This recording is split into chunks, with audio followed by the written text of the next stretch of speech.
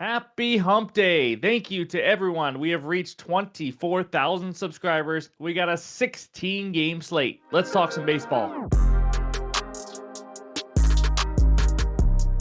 What's going on, everyone? Welcome back in to another episode for Just a Bet Outside. I am your host, Steven, and we made it to the middle of the week, and we had a minor hiccup. Our first one in a long time, a 1-2 day yesterday. We'll go over that bets recap soon.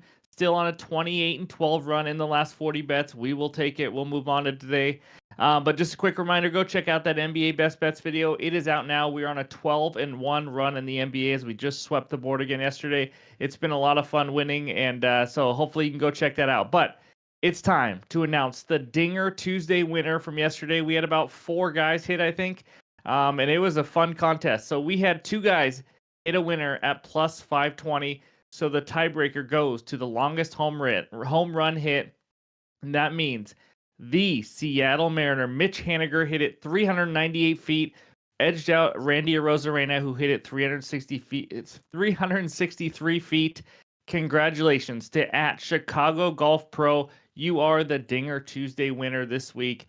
And I'll just make sure you reach out to me, Twitter, Discord somewhere, and we'll get you that money. But thank you guys for participating. That's fun every single week. I appreciate it. And yeah, that was a lot of fun to see. And 398 takes it. So anyways, that was our first tiebreaker with the distance in there. So we have a 16 game slate today. That's right. We have a doubleheader. So a huge slate. And I'm ready to get right into it. So here's the baseball fun fact today. This is kind of wild too. So here we go. Hall of Famer Warren Spahn. Pitching and hitting numbers. He mostly pitched, obviously, but he also hit. This is wild. He had 363 wins as a pitcher, 363 hits as a hitter, 356 wins with the Atlanta Braves, 356 hits with the Atlanta Braves, 4 wins as a pitcher with the New York Mets, 4 hits with the New York Mets. Someone's got to fact check. This is insane. 3 wins with the San Francisco Giants, or if they were the San Francisco Giants then, I think so. And then 3 hits also with the Giants. Absolutely bonkers. Just weird. Weird stuff. Anyways, in this video, we're going to recap yesterday, and then we're going to go over the good hitter matchups. And it's Wednesday, which means you get even more research. We're going to talk about who's on fire, the hottest hitters in the MLB in the last 7 days. And then we'll go to those pitcher strikeout matchups, go to the pitcher report, and then, of course, we'll wrap it all up with the best bets and the bets recap. So hit that like button, leave a comment below. I don't even know what to say about you guys anymore. I was just hoping we hit 24,000 subscribers by the end of the week, and we hit it by Tuesday. I mean, for all you new people coming in, welcome to the community. Appreciate you hitting subscribe. And all of you guys that hit like and comment every day, you are the reason this channel is growing, and I really, really appreciate it. So without further ado, I'm ready to get into it, and it starts with the recap.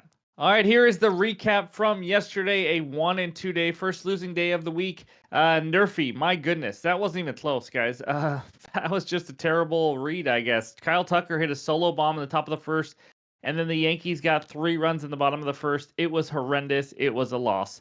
And then Yamamoto over 17.5 outs recorded. Now, this line went up to like minus 200, I believe, and I told you guys some pivots. If you had Yamamoto to record a win, like I mentioned, for plus money instead, he also won the game, so that was a nice winner there. Jose Buto, he was absolutely butto. He was terrible. Over 4.5 Ks. It started from the beginning. He was a little wild. He lost his command, and he had 2 strikes on like 3 guys in a row at one point and could not finish them off. He ended with 3 strikeouts. It just sucked. It was a bad read by me, and he didn't get it done. The Cardinals have his number, I guess. So 1-2 day, but again, 28-12 run. Just a reminder, we go on these good runs sometimes. It doesn't mean to absolutely crush bets with 5, 6, 7 units. Go crazy. Keep that bankroll management. We got a long season. We're obviously not going to win every single day. But that's the bets recap from yesterday. And now let's talk the good hitter matchups. All right, we got 14 good hitter matchups for you today on May 8th, with the most at-bats coming from Nick Castellanos versus Basset Hound. 9 for 25, 4 extra base hits, and a home run.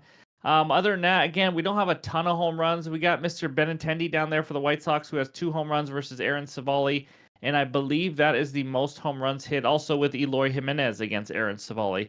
Oh, I'm sorry, I missed one. Hello, Paul Goldschmidt, 3 bombs. How about 12 for 22 with 6 extra base hits against Jose Quintana? We've had this up here before when Quintana's on the mound against him. Absolutely crushes them. Now, Goldie's not hitting in his prime right now. He's had a slow start to the year, but these are the numbers, obviously. And then over there on the right, obviously, you got less at bats with Bichette all the way down there at 3 for 7. So take a screenshot, go get some winners, and it's time to move on to Who's on Fire. All right, if you are new to the channel, we do this every single Wednesday just to kind of help you guys out with some hitting props. Because in baseball, if you know anything about the sport, it's about streaks. I mean, there's some guys that go absolutely crazy for 20 games, and then they can go 1 for 20 the next few games. So I just want to kind of let you guys know who is hitting the ball well. The rules here, you got to have 20 or more at bats. You got to hit 340 average or higher to make it. So we have one page and then just a couple on the second page.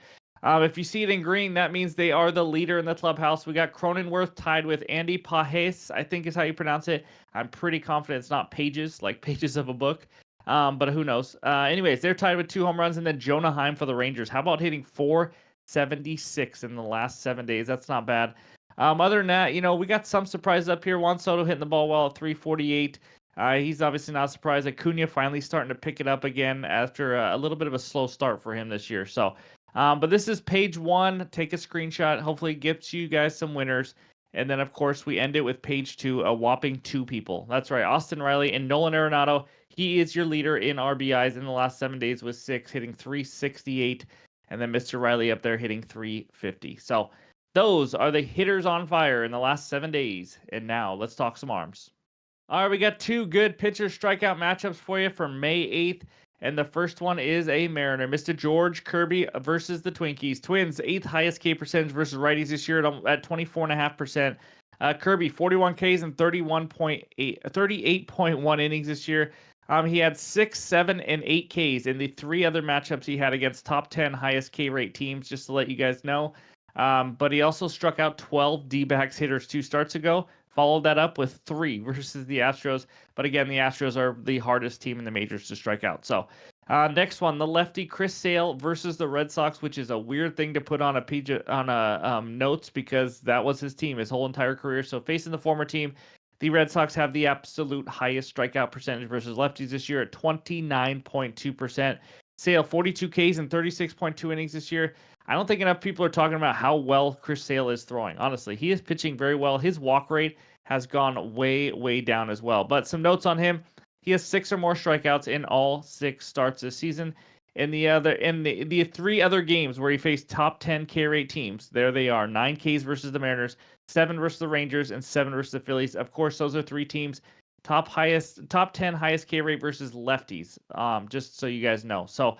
Anyways, and there it is. He's facing his former team. So those are the 2 best pitcher strikeout matchups. And now let's take a look at the pitcher report. All right, here are the first 8 matchups of the pitcher report. And if you guys kind of went off some of these numbers yesterday, we talked about Jose Barrios having some negative regression due to him, and he faced a hot offense in the Phillies, and he sure had that negative regression coming to him. He gave up a crap ton of runs. So whoever did decide to bet on that, I wish I did. You definitely cashed if you did Phillies team total, Phillies money line, whatever it was. But anyways, here are all the different columns. We got K percentage, walk percentage, hits per 9. We do this every day. Hopefully this helps you start your day with MLB betting. And on the bottom is all the averages to compare to. On this one, we don't have a ton of high strikeout guys today. Dylan Cease right there for the Padres, 29.8% is the high. Well, not the highest.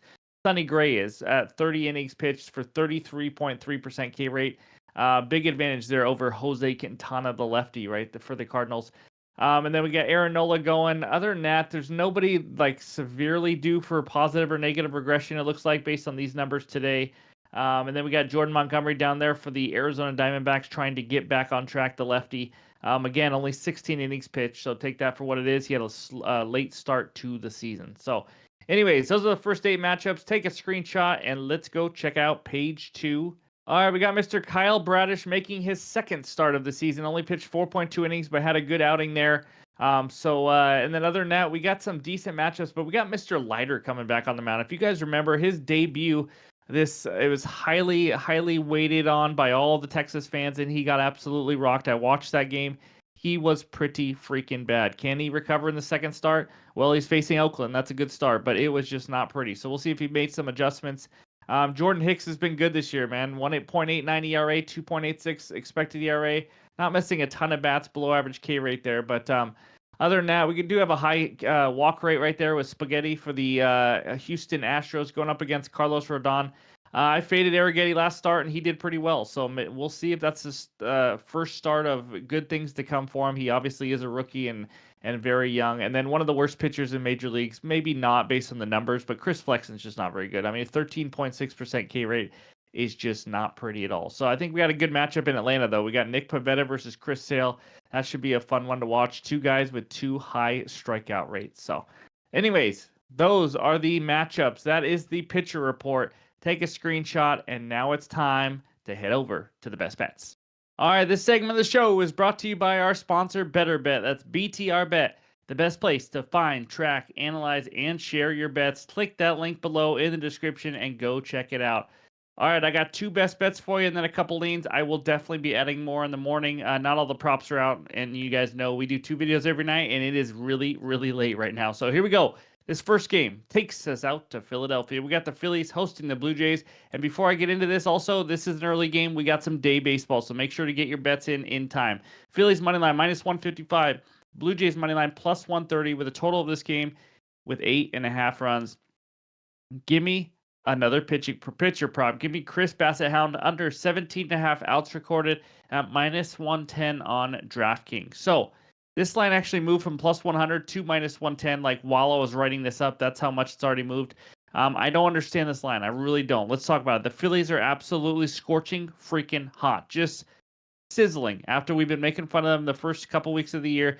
In the last 3 weeks versus righties, and it's even better. I think they're the number one team in the last 2 weeks, but if we take the last 3 weeks, the second highest WRC plus, weighted runs created plus, overall way of telling your offense how good your offense is at creating runs. Third highest batting average, second highest OPS, second highest on base percentage, which is important when you're trying to get a guy to go under his outs and rack up that pitch count. Sixth lowest K rate. It's just been absolutely unbelievable, guys. 7 straight right-handed pitchers have failed to reach the 6th-inning mark against the Philadelphia Phillies, and it really hasn't been that close. Jose Barrios yesterday, came in with like a 1 ERA, left 3.2 innings later. Mason Black, the rookie, 4.1 innings. Didn't expect a lot from him. Logan Webb, the stud veteran, 4 innings only against them. Keaton Wynn, 2/3 of 1 inning, gave up 5 earned runs and got yanked before the first inning was over. Jordan Hicks, another pitcher who's been solid this year. He only lasted 4 innings against the Phillies. Griffin Canning, 5 innings, which seems like a lot, actually. Michael King, 5.1 innings. The last pitcher to go through this is 8 right-handed pitchers ago. That was Mr. Dylan Cease, right on the nose, on the hook, went 6 full innings. Okay, that was a lot of pitchers I just named. But now we have Chris Bassett. He is known for pitching better in Toronto. 6.14 ERA on the road this year compared to 4.98 at home. If you take last year, 4.5 road ERA compared to 2.86 home ERA. He just struggles on the road, and he's not a guy who misses a lot of bats. So if you're not going to miss bats against this Phillies team, it's going to be a problem. I know Trey Turner's on the IL. It hasn't really mattered. So in the 3 road starts so far this year for Chris Bassett, he went 5.1 innings in San Diego. That is still under. 4.1 innings in Houston, still under by a lot. And 5 innings versus the Tampa Bay Rays. 3 for 3 to the under on the road. He is now facing the hottest team on planet Earth, not named the Dodgers. I like this line. I think it's off. I think it should be probably 16.5 at least. And I expect the Phillies to just tee off on him, and I don't think he's going to go the 6 full innings. Now, let's talk about my worry for this game. It's a day game. It's like beginning of the day, well, at least for me. And day games can get weird. I hope the Phillies still put an A lineup out. But other than that, guys, I mean, just based on all the numbers, I got to take Chris Bassett under 17.5 outs recorded as my first best bet. All right, we got a new promotion with FanDuel that we have to talk about. For new users only, bet $5, you get $150 in bonus bets if your bet wins. Go put it on some easy bet, make it win, and go get those bonus bets. If you're thinking about signing up for FanDuel, now is a great time because this is a limited time offer only. And if you want to know how to do it, go down to the description below this video, click on that FanDuel link, and go sign up. Only takes a couple minutes. Put that first bet in on some huge favorite, get that win, and get the bonus bet. So, of course, you must be 21 years or older to gamble. If you have a gambling problem, call or text 1-800-GAMBLER. All right, back to the bets. All right, this second game takes us out to Cincinnati. We got the Reds hosting the Arizona Diamondbacks. D-backs money line minus 118, Reds money line minus 102 with an over-under of 9 runs on this one. We're going right back to it. It's been really good for us lately, and we're going to just keep riding it. It's another pitcher prop. Give me Jordan Montgomery, the lefty, over 16.5 outs recorded at minus 115 on DraftKings. I talked about Montgomery before the Dodgers start last time, and then the game got rained out. He ended up getting rocked, I think, the next day. But that doesn't really worry me because it's the freaking Dodgers. So I think we're actually getting a discount. That's why I'm loving the 16.5 line. So let's talk about it a little bit. Before that Dodgers start, he only had 2 starts. He was a Scott Boras client, didn't get a contract. He came in late, but if you don't know him, he is a solid pitcher. He was very good last year. He got a big contract for a reason. But before that Dodgers start, let's just throw that out of the way. Okay, he had a delay in the start of it, and it's the Dodgers. He went 6 and 7 innings in his very first 2 starts of the entire season. He only needed 78 and 87 pitches to do that. That's how insane it is. I think he's going to be even more stretched out, obviously. We saw him throw 87 pitches. Last game, he only threw 63. It's because he got rocked. It's not because they had to pull him or anything. He was just getting shelled. So 78 and 87, I expect at least 85 to 90 in this one as well. And now he's going up against the Reds. My goodness, guys, the last 3 weeks versus lefties. 4th lowest on base percentage. If they're not getting on base, we're going to have quick innings. The lowest batting average versus lefties in the entire league. It was like 170 something. I forgot. I didn't write it down. The very worst WRC plus versus lefties in the league. The 10th highest K rate versus lefties. It's just an absolute elite matchup for Monty. Like I said, before that Dodgers start, he went 6 and 7 innings. I mean, he went over this easily. I thought this would be a 17.5 outs recorded line. He only needs 2 outs in the 6. He doesn't even need to go the full 6. But I think he will. Now, overall, I'm not done with my numbers yet. Overall, the Reds, they've seen the 4th fewest pitches in the major leagues. That's right. They do not rack up a ton of pitches. They have the 7th highest whiff rate, and that's all versus righties and lefties. I don't have the numbers for just lefties in regards to whiff rate and fewest pitches, but it's even worse because they've just been struggling all year long. He's a proven veteran. He looked really good in his first 2 starts. I think this is a great bounce back spot. I got a great buy low spot for him as well. So give me Jordan Montgomery over 16.5 outs recorded at minus 115 on DraftKings as my second best bet. And now I'm going to get into some leans. More added plays will be in the morning. Don't you worry. It's not all just going to be pitcher props more than likely, but you never know. I'm just here to get some winners, and they have really helped us turn this thing around this year. But anyways, some two leans I like now. First one, over 7.5 in the Angels and Pirates game. I don't know why this line is so low. I mean, I get a little bit. These 2 offenses are horrendous. I understand that. But it's Soriano versus Martin Perez, and I think it's like 100 degrees there. It's going to be good weather for the ball flying out. Take it for if you want. I'm probably not going to actually take it, but it's just something I looked at where I was just thinking this is a really low line. But you are having to trust two bad offenses, that's for sure. Another one, the Mariners money line. I don't usually take my team very often, but I don't understand this. This may be my favorite lean. May even add it tomorrow. It's George Kirby versus Chris Paddock. What am I missing here? Why is it minus 115 for the Mariners money line? Why is this like a toss-up 50-50 game? George Kirby was a Cy Young candidate. Since his rough start at the beginning, he is throwing like a Cy Young candidate. He just struck out 1 million Diamondbacks hitters. He is a very, very, very good pitcher. Both these offenses have been red hot. They're both in the top 6, so there's no real advantage here. And that's the last 3 weeks versus righties. Both have been really turning it on. I don't know how. I thought the Mariners were dead on offense, but they've come alive thanks to Cal Raleigh. But I trust the Mariners bullpen more than the Twins bullpen. I get in the much better starting pitcher. 2 lineups that have both just been raking. No real advantage there if you just base on the last 3 weeks. I'll take George Kirby and the Mariners minus 115 on the money line there. And then third lean, just some nerfy options. I don't know. Maybe there's only 2 that really grab me, and it's the Mariners and Twins. First of all, I know the offense has been hot, but I think George Kirby can hold it down. The only worry there is Chris Paddock because he hasn't been that good this year. And then the other one, probably my favorite nerfy as of right now, the night before, would be Mets and Cardinals in that one. So just wanted to give you guys some ideas on nerfies, and then a money line that I like, and then a total. Like I said, that over 7.5 Angels Pirates probably not going to make my card, and it's very early morning game. So, but just want to talk through some more games, give you guys some more options. So those are the best bets and the leans for today, and then more added plays to come in the morning. Let's go check out the recap. All right, we got 2 pitcher out props to go with. We got Chris Bassett under 17.5 outs recorded, minus 110 on DraftKings. And then the lefty, Jordan Montgomery of the D-backs, over 16.5 outs recorded at minus 115 on DK. those are my two best bets right now. Like I said, we do these two videos every single night, and so we're pushing past midnight already right now. So I will add plays in the morning. Don't you worry. But let's get some winners. That 1 and 2 minor hiccup, let's just forget about it and let's get back on track and stay hot. So thank you guys for watching. I really appreciate it. Again, a reminder that NBA Best Bets video is out right now. 12-1 run. Let's see if we get some more winners in that Knicks and Pacers game. So hope you have a good Wednesday, and we'll talk to you soon.